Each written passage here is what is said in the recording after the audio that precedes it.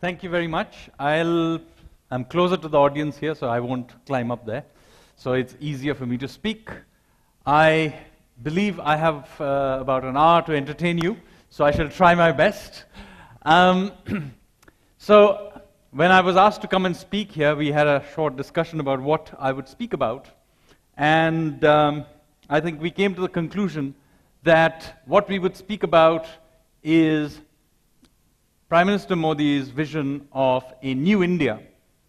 And I hope that in this 1 hour, I'll be able to convince you that there is indeed a vision and that the way we are going about it, there is actually some sort of a plan in it, and that there is a method to the madness. Now, what is this new India that Prime Minister Modi keeps talking about? I want to emphasize this because this is a term that keeps coming up, but I feel that many people may not quite grasp what he's attempting to do. Essentially, what is being attempted is to move India and its political economy from one that is based on patronage, rent-seeking, and a hierarchical, perpetuated dynastic system to one that is much more fluid socially, fluid economically, one that is based on rules and following rules, and one where essentially innovation and entrepreneurship, rather than your ability to grab licenses or create a land bank or grab large resources from a bank or your closeness to a political power structure counts. So instead, what we want essentially is a new India where everybody has a chance to try and contribute by taking risks, genuine risks, by innovating, and one in which you will see social mobility, economic mobility, but all done in a context of essentially following rules and regulations. Now, this may seem like a great vision to have. The question is, how are we attempting to achieve this, and how does the many things that we are attempting to do, how does it fit into this long-term vision? In order to understand this, I will have to give you a short economics class, so just bear with me. The reason I need to do this economics class is because I'll have to make you unlearn some of the economics. Many of you may be economics graduates.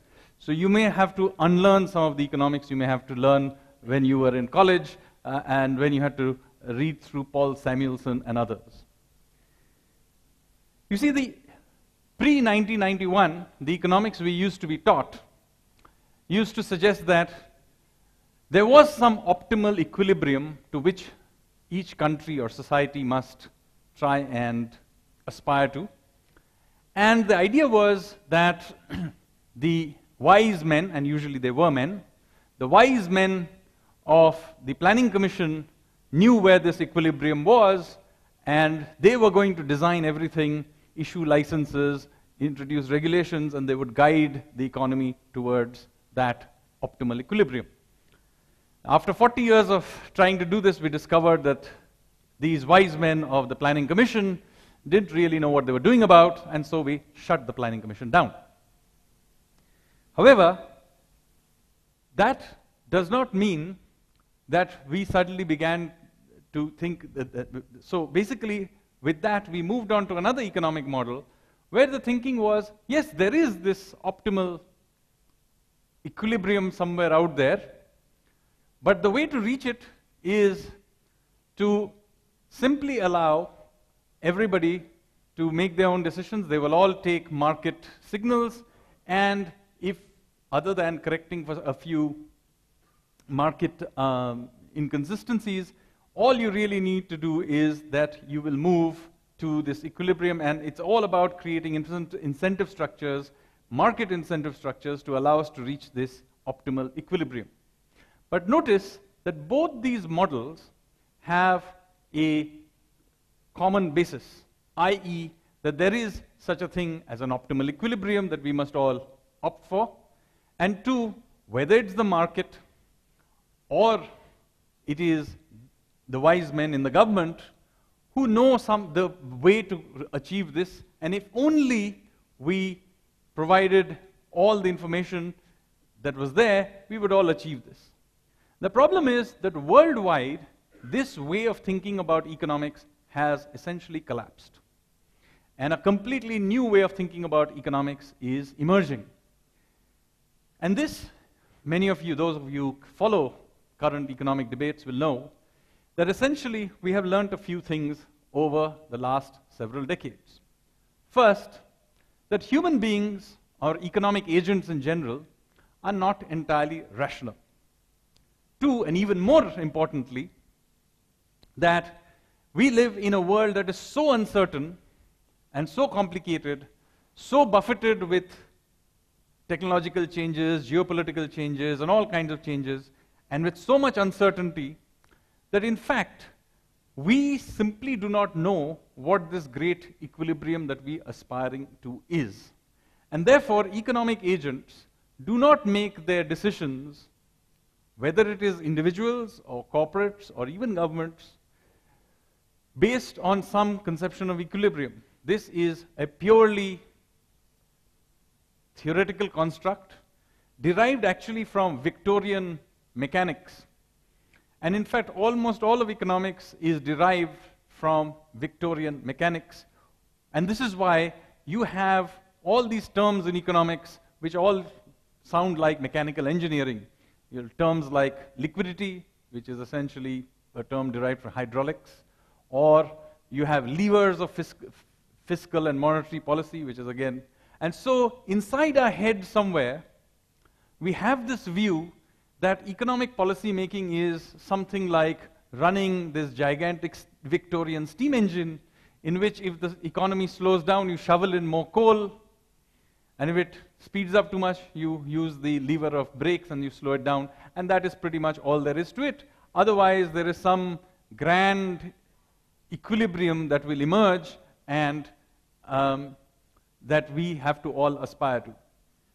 The problem is that nobody has seen this equilibrium. In fact, as far as we know, it is a completely mythical beast. So how then, in this new world, do we make progress? And so, thanks to behavioral economics and a new field called complexity theory, which is what I work on, we have begun to think of human beings and economic agents in a completely different way, which is the following. That human beings and economic agents in general make their decisions based on two things. One, they make their decisions based on the context they find themselves in, not because of some equilibrium or a rationally worked out outcome. All that most economic agents do is essentially follow the dynamics of whichever context they're in. This is the reason that the same Indian who will follow all the rules in Singapore will get off a flight in Bangalore or Delhi, get into his car, and then completely drive like a lunatic. I know this because I do it myself. And the second major way in which human beings direct their behavior is by learning and doing, i.e., along the way, they learn and they adjust their behavior. So this is how human beings behave. They look at generally what is around them, they adjust to that, and those of you want to be a little more creative, over time, if you happen to have the effort and energy, this happens to be an area where you want to optimize yourself, you learn and do and adjust. And now, you may say, why does all this matter? Why am I going on talking about all of this? And let me tell you why I'm doing this. Because once you think of the world in this particular way, the way you make policies fundamentally changes. So let me now go back to the business of the new India. If you want to create a new India and shift from a patronage-based, rent-seeking economy to one based on rules and entrepreneurship, then what do you have to do? You have to change context. This is the most important thing in this. There is no point in expecting either government regulation to naturally lead you there, because we have tried that, forcing policy to go in a certain direction. And there's no point in expecting the market will naturally adjust you to it. What you have to do is to change the cultural and business environment in which people operate.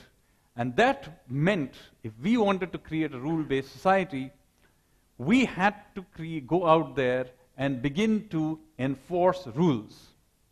Now this was not a, where do you now start with doing this? Now, the obvious thing to do is to simply crack down on corruption and all of that, and some of that was done.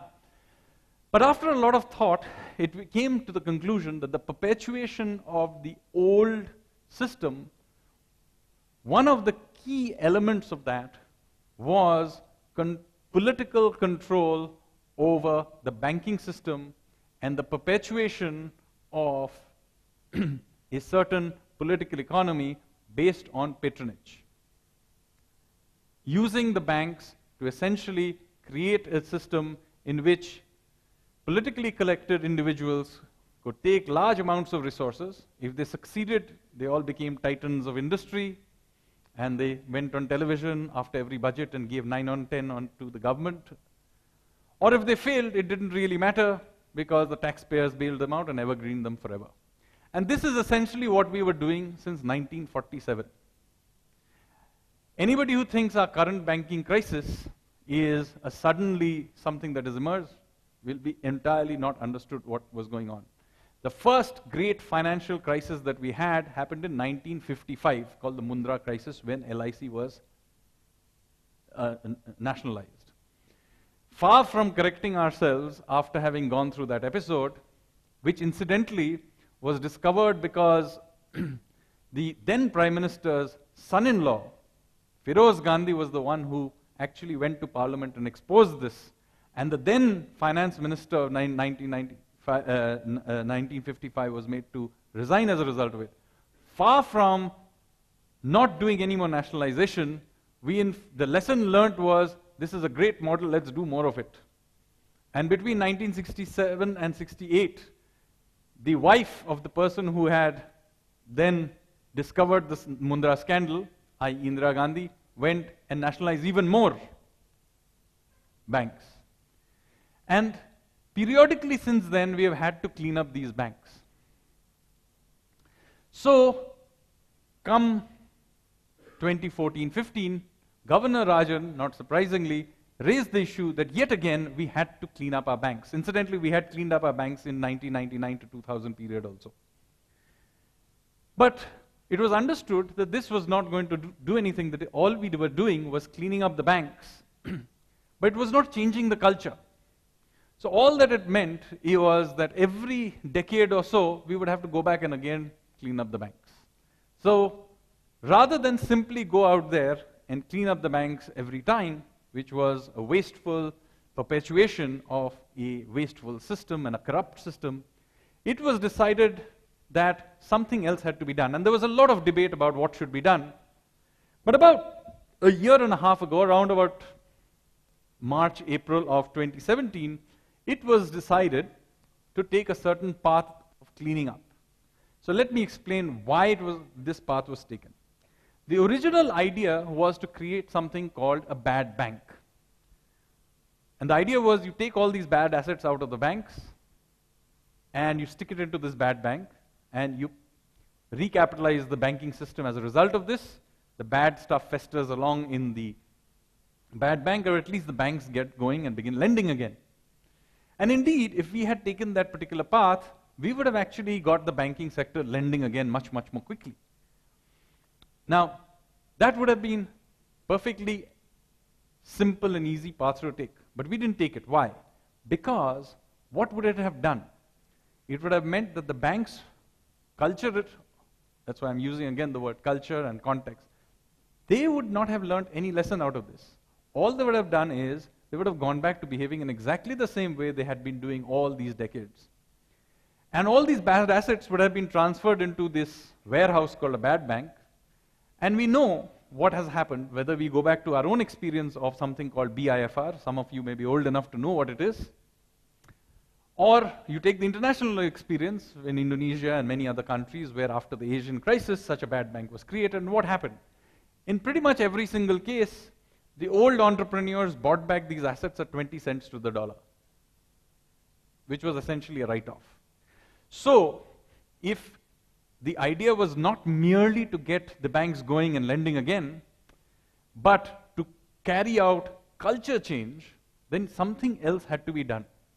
So this is the point at which some of us said, we will not create a bad bank, and instead we will use a brand new instrument called the Insolvency and Bankruptcy Code to clean up the banks. Now this was a very bold decision, because everybody knew that this was going to be a very painful way of doing it. Because what would happen as a result of this? First, the banks would be forced to write these assets down, which meant that effectively many of them would not show profits for years, which is what has happened. So if you think that we suddenly did all that and we surprised that this year many of the public sector banks are not showing profits, no. We knew exactly what we were doing. We knew there would be enormous pain. We knew that while we were doing this, industry would find that it wasn't getting capital. We knew that. We also knew that we were dealing with an insolvency and bankruptcy process that was completely brand new. So the courts hadn't yet been set up. We hadn't the faintest clue whether these courts, when they were set up, would be able to or not able to process these large numbers of cases. However, we decided to exploit one aspect of this particular episode of bad loans, which was that we discovered that only 50 cases accounted for 2/3 of the problem. And we thought to ourselves that, look, maybe if the hundreds of thousands of cases are put into NCLT, maybe they won't be able to deal with it. But surely 50 cases they can deal with. Number two, there is very little correlation between the size of a case and how complicated it is. And although many of these 50 large cases were very, very big, many of the cases from a technical perspective were not very complicated. So why not allow these 50 cases to create the case laws, to create the processes? Let's take them through the process. And so to start with, 12 large cases were put into the system around about June of last year, and another 28 or more have been now announced, and they were put into the system. And of course, as many of you know, it takes 180 days plus another 90 days are given for the process, and starting at about the end of April, this process came to a full cycle. So starting with May, June, you will have begun to see that we began to finally see some of these cases actually get resolved. So as you know, Tata took over Bhushan Steel. We got, in one case, 35,000 crores in cash, plus another 5,000 crores odd in equity, 40,000 crores worth of money came back. But it was not so much about the money. The real thing we achieved by doing this, and this was the first case, and many more cases will now happen, but the thing that we really achieved through this was establish the principle that if your business goes wrong, for whatever reason, this is not about retribution, for whatever reason it goes wrong, then the system will go through the process of creative destruction. This is an important principle that had to be established. The banks will have to take the pain, the entrepreneurs will have to give up their companies, and as a result of which, the process of creative destruction will take place. No more evergreening. Of course, on commercial grounds, sometimes you may banks may and financial institutions may want to extend loans and carry on, but we had to first establish this principle that companies can be made to go insolvent, get auctioned, and sold off, and the old entrepreneurs will lose control. Now that we have established this principle, we can go ahead and begin to do other things, which is we have now begun, as you may know, we are now begun to create a more bigger ecosystem of AMCs and other things that will manage this process, and the thousands of other cases will get done. But these 50 cases, right in the beginning, we wanted to establish that, look, the process of creative destruction, of manthan, of churn, that is an important part of a living economy had to be established. And we have established that in the last 15 months in which we have gone about doing this. It is an important thing that you must know that when we went down this path, did we know that this was going to succeed? No, we had no idea. In fact, it isn't even finished yet. We've just done a few large cases. This may yet fail. But we thought that we owed India to go through this process, allow, since we were expecting the business community to take this approach of attempt, innovate, fail if necessary, well, the government was going to do it itself. And of course, we did that again with the GST. In order to understand why we went through the GST, you have to, I will tell you a story, and then I will tell you why we began to do it. We did it in that particular way. Now, many of you have dogs. How many of you have dogs? Let's see. A lot of you have dogs. Okay, good. And many of you will take your dog to the park and throw a frisbee, and the dog will catch a frisbee, right? Now, if you happen to be an economist, however, that is not what you will do. Most economists, when they before taking their dog to the park, they will do the following thing. First, they will go there and measure the speed of the wind. Then, they will very diligently look into the design of their frisbee. Then, they will look at the angle at which they will throw the frisbee and at what force. Then, they will deeply study the breed of dog they have. And then, they will feed them all into their computer in something called a computable general equilibrium model. And this model will give them a forecast. And they will take this forecast and they will then pass it on to something called the Frisbee Policy Committee, which meets every 2 months, which will then give them forward guidance. And on the basis of that forward guidance, the economist will go to the park, he will take his dog and to the point at which the forecast says that the frisbee will land, and he will tie his dog to the frisbee, to the post over there. Then he'll go back to the back and throw the frisbee. And 99% of the time, the frisbee will land nowhere near where the forecast said. And of course, his dog will not manage to catch the frisbee. And the economist will then be very disappointed, and then he'll spend the next 2 months till the next Frisbee Policy Committee meeting. He will then write a very complex report with charts and graphs and a pie chart also, explaining why his forecast failed. Now, meanwhile, all other people, normal people, are taking their dog to the park and throwing a frisbee, and their dogs are catching the frisbee. So the real question is, why do all these non-economist dogs have no trouble catching the frisbee? And the reason for that is a very simple one. The reason they are able to catch the frisbee is this is what the dog does. See, the dog owner broadly indicates in which direction he wants to throw the frisbee. And then he throws the frisbee. The dog positions himself, and then he watches the frisbee. And as the frisbee flies, the dog runs along looking at the frisbee. At the last moment as it's coming down, the dog locks in, jumps, and catches the frisbee. So what is the dog really doing?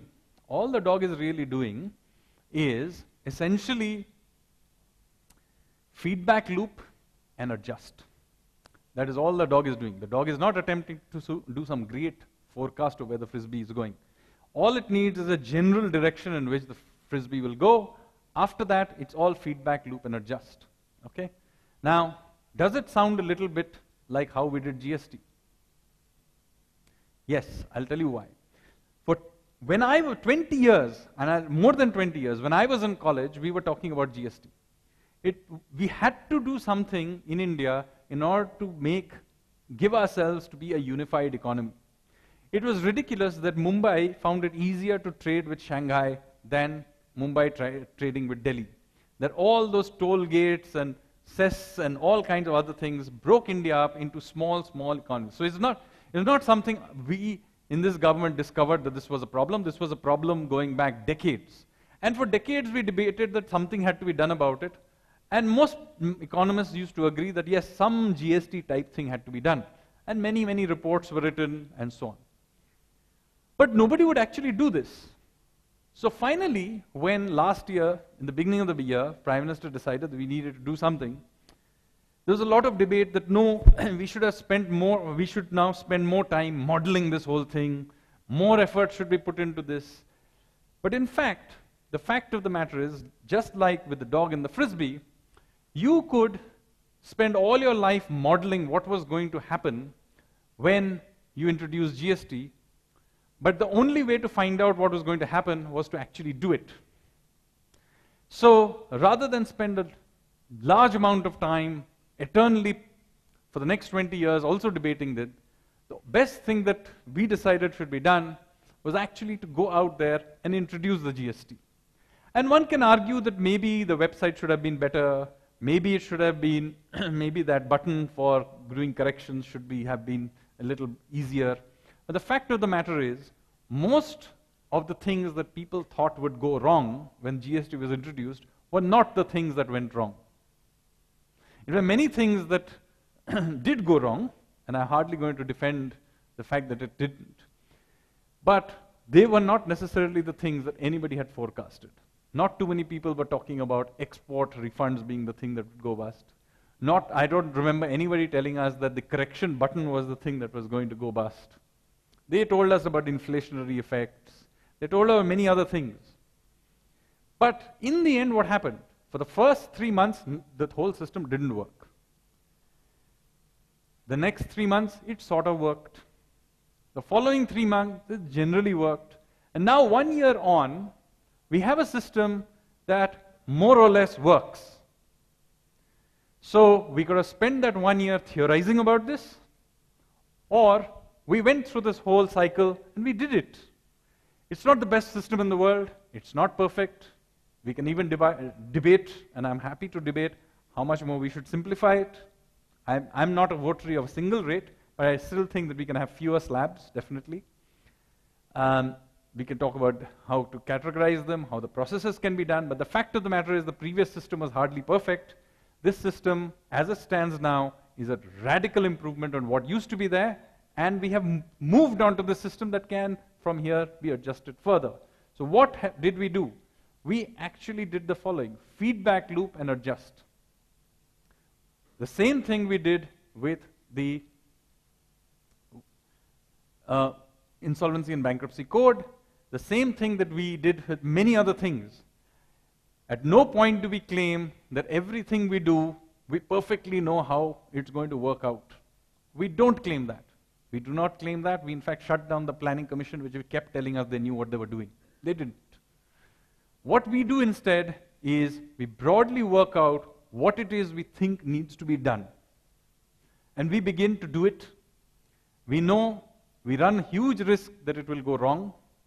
But by and large, if your intentions are right, we have discovered that even when you're doing things which are painful, we happen to be at a moment in history where the general population is willing to accept the pain because they understand that fundamentally a genuine attempt is being made to create a new India, and that even though it may not work in the first couple of iterations, it does work after a little while.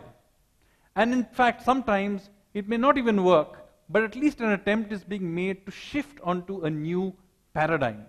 And this goes back to the point I was making in the beginning, that just like in the new economics, what matters is overall context and continuously adjusting, feedback loop, trial and error. And this is how we make our way through a world in which we do not know exactly how the future is going to be. In a world of uncertainty, in a world that is continuously changing, what matters is willingness to learn along the way, have broad objectives, and a population that is willing to partner with the government, occasionally grumbling, I agree, but nevertheless willing to partner along a path which will, in the end, we think, provide a better India. And along the way, we will learn many things. The same thing we are doing, again, with another thing. So with doing each one of these, what are we attempting to do? We are trying to create frameworks of governance. And each step is creating a new framework which will hopefully give us benefits for decades to come. So for whatever it's worth, we now have a framework for insolvency and bankruptcy. Before independence, we used to have crony colonialism. After that, we had crony socialism. After that, we had crony capitalism. So now what we have done is we have created a framework, finally, where the crony part of the problem is getting resolved through IBC. Similarly, we had in India, which was divided into multifarious little bit states, etc., all kinds of, we didn't have a unified economy. For whatever it's worth, the GST has now created this new unified economy. Now, of course, it is not perfect. We need to adjust it and improve it. But it is done. This is now a matter of improving what we have. The same thing is being done again with backbone infrastructure. And again, this is not being just done by this government. This is the accumulated work of many governments. But we have, I will show you, we have now reached a certain pace which is genuinely good. Go back 20 years back. The first thing that everybody talked about in India was, oh, our infrastructure is terrible, nothing works, the country is divided, never going to have infrastructure that's worth doing. So starting with the Vajpayee regime, we began to think, finally, about creating infrastructure that was genuinely world-class. Before that, the thinking was, we are a poor country, we can only aspire to povertarian, jugaad type of infrastructure. So the first time under the Vajpayee regime, we began to think that maybe we can create global level infrastructure for the first time. And we will remember the Golden Quadrilateral was the first attempt to create something genuinely world-class. Now that gathered pace under the UPA government, and now has gathered pace even faster. As a result of which, you yourself will know, large parts of the country now have highway networks that are world-class. Our highway networks are not povertarian, low-end excuses as highways. Our highways can match up in large parts to some of the best in the world. You drive on them yourself. Whether you take, of course, the highways in and around you, I haven't used very recently, but whether you take the Delhi-Meerut highway, which is 16-lane highway, just getting built out, rolled out, some parts of it all just done, or the one going from Delhi to Agra, or in fact, going all the way down to Kolkata, these are world-class highways now. Same thing is true of many of our airports. Although one can debate that about Bangalore. But nevertheless, many of the other airports we have are world-class. And just in the last 15 months, we, under the Udan scheme, have opened out an additional 22 new airports. 22 new airports have been built out in just the last 15 months, and a whole bunch more are going to be built out in the next few years. And as a result of which, we are beginning to get airports in places like Gangtok. Those of you who have been to Sikkim will know this is not a trivial thing that has been attempted and achieved. Creating a full-fledged airport in one of the most difficult Himalayan terrains in the world, or terrains anywhere in the world. And there's been an explosion of civil aviation as a result of this. 26% year-on-year growth in passenger traffic. Same thing is happening, you are seeing with many other things. Of course, there's the big Reliance rollout of infrastructure. But finally, after 70 years after independence, every village in this country has an electricity line coming to it. It doesn't mean every house has one. That is still to be done. But at least every single village in the country now has an electricity line that reaches it. And we are doing that for many other smaller things. These are the big macro things. But at a smaller level also. For example, introducing toilets. At the beginning of this decade, just this decade, 60 years after independence, only 37% of Indian households had toilets. That number has gone up now to 85%. In just another year and a half, it will be at close to 100%. This is, again, since I talked about behavior change and context change, this is a radical change in the way we think about India. And incidentally, of this 85% that we are at now, we know from recent surveys that 93% of those toilets are being used. So it is not the case we build the toilets and nobody uses them. There has genuinely been a major shift. And this is a radical shift. You go and look at whether you go to slums or you go into villages. This has enormous implications for all kinds of things, whether it is for health and sanitation or it is for women's dignity. The impact this has had is just incredible. So we are beginning to do all kinds of radical things. Now,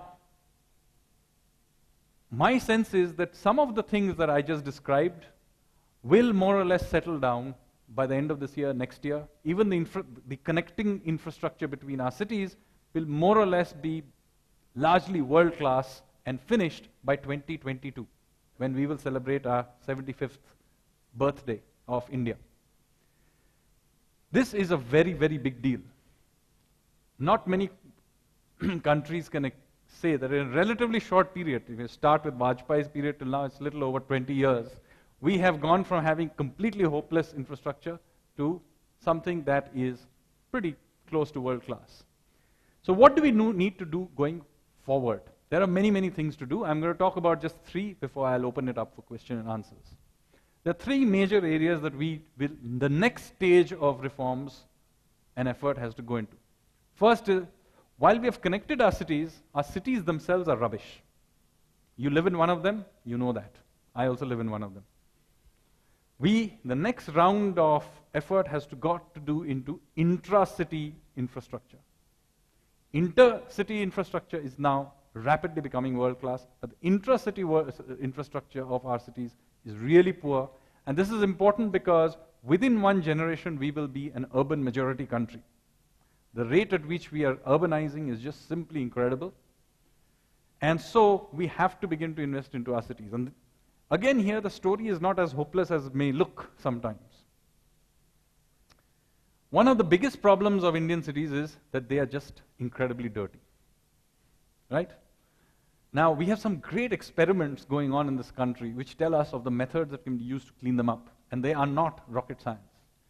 One experiment that has happened in the last 2 years is in a city that used to be, till not very long ago, simply one of the dirtiest cities, industrial city, Indore. Those of you who have not been to Indore in the last few months, please visit it. It is now genuinely, by global standards, a clean city. And a huge effort was made, again, behavior change effort, context change effort, and now Indoris themselves, when they go to other cities, continue to behave the way they used to before, but in their own city, if you ask them, they were absolutely. In fact, I myself visited Indore, and I really saw how completely, entirely Indian city, everything is the same. It's just that there is no garbage on the streets, just nowhere. It's just completely clean. So it can be done, and it can not just be done in a relatively modern city like Indore. We have also done another experiment in an old city. In the middle of Amritsar, in and around the Golden Temple. Please go and see it. It's the old part of the city, but for a kilometer around that Golden City, it's sparklingly clean. And this was a case where there's been a full upgrade of a in-situ city. So not an old city, but an old city which has been pedestrianized. The old heritage structures have been upgraded, and an old part of the city has also been upgraded. So there is an example now of a full city, modern city like Indore, and of a relatively small area, but nevertheless a heritage part of which tends to be very difficult to upgrade, which has also been upgraded in Amritsar. Both of these experiments show what needs to be done. We have a very good idea, and now it's a matter of extending this experiment to other cities. This heritage thing is now going to be transferred on to Varanasi, a city that we have just begun to do some work on. But this Indore experiment is now being spread to many other places, particularly already in Madhya Pradesh. You can imagine this is now gone into Bhopal, which wasn't such a dirty city to start with, but is radically being cleaned. Other cities in the country can also follow these examples. But this is something that we have just started down the path. Think of this as just like the way we started down our infrastructure path 20 years ago. We are now going to clean up our city's path from here on. Second thing we need to do from a policy perspective, just like we sorted out our insolvency and bankruptcy system, we now need to do the next similar thing to our judicial system. We can't call ourselves a civilized country with 34 million cases stuck in our legal system. No modern economy can function without enforcement of contracts, and never mind all the other implications for law and order and so on. So whichever is the next government that comes in has to sort law and order, but more importantly, the wider legal system. This has got to be like the single biggest policy issue in my view that they should look at. This is because the legal system is now the single biggest constraint to economic growth. Because we've, as I said, sorted out the infrastructure thing that used to be the next big one has got to be legal system. Not, incidentally, a very expensive thing to do. It may be difficult constitutionally, may be difficult administratively, but it's actually a very, very cheap investment. A few thousand crores will sort this problem out. The third big thing that we need to do is to do serious administrative reforms. And there's a long gamut of things that need to be done, most of which is actually not rocket science. There have been many, many committees that have sat many times over on administrative reform and what needs to be done. I'm not going to give you a long lecture on it, but even here, some new experiments are being tried out as we speak, just to see what happens, so that we can actually, as I said, learn by doing and begin to learn before we begin to do the big changes, to work out at least broadly what are the things that can happen.